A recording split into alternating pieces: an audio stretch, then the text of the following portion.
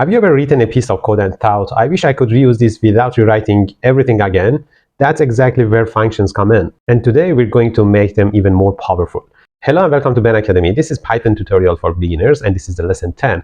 In this video, you will learn how to create functions in Python from scratch and more importantly, how to return values from them, whether it's a single result or multiple outputs at once. We will start with the basics and then we move step by step into practical examples that you can immediately use in your own projects. By the end of this video, you will not only understand how functions work, but you will also be able to design cleaner, more efficient, and reusable code using both single and multiple return statements. Let's get started.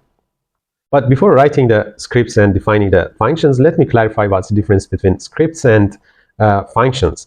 It's important to know the difference between them.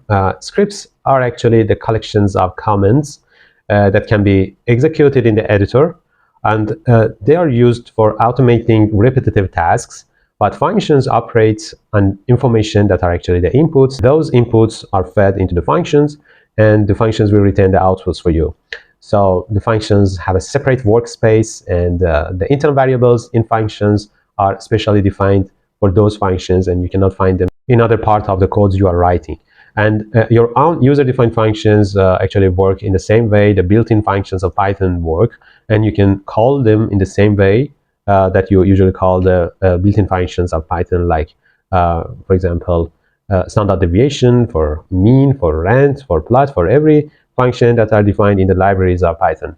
So let's start defining a function. To start it, you should write def, and then you have to write the function name. I want to name the function as add, because I want to add two arguments. And if I write x and y, I want to actually add x and y together. Then you should write colon.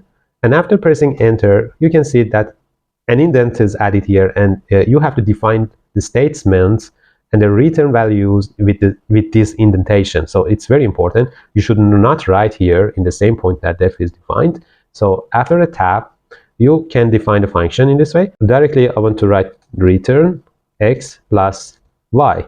So this is the simplest function that I could define. So if I want to use it, if I write in the same point that define is written, actually defining of the function is finished, and I can use some other statements outside the definition of the function.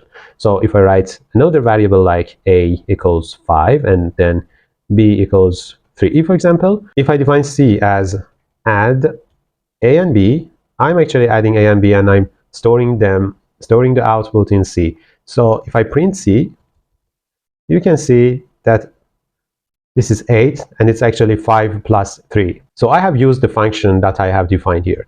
You can also store your function in another separate file, and you can call it whenever you want instead of writing it every time. And it's actually the main objective of defining the function. So if I copy the function, and if I go to the same point that this file, untitled12, is saved, you should know where you're working on the file. So if I go to the same folder, if I insert a text file, I can write a name for this. For example, my functions.py. This is a file type we use for Python functions and Python code. So if I enter, it should be changed, and the file type from txt is changing to py. So if I open it in the same notepad again, I can paste the code of that function here and save it easily. I have defined the function in this file. You can also define some other functions in the same file, and after calling this file, you should mention what function you want to import, similar to the same way you use numpy and the functions inside the numpy. Now I want to do this for this file. So let me remove this cell and write another thing. I want to import the function of add. So if I write from my functions import add, I'm actually importing add only from that file. So if I write directly, for example, print add 2 and 5, you can see that it's used here and it's imported and used to add 2 and 5. This is the way you can recall your user-defined functions in Python. You can also define multiple outputs in the function. For example, if I want to obtain the summation and average of a set of data, I can use the average and sum as output of a function. So it's actually more than one output here, and I can define it in this way. So if I name that function as a stat, and now if I define the argument as x by colon, I can start defining that function. So I need a variable to change its value and finally obtain the total sum. At the beginning, I will assign 0 value to this, but in a loop, I will change it and update the value inside that variable. So if I write for x in data, in this loop, I can update it with this way: total sum is equal to total sum plus x. So in every cycle of this loop, total sum is updating, and the summation of values inside data is obtained.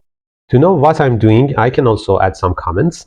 To write comments in Python, you can start with #, and in this way, everything you're writing will not be considered as a code.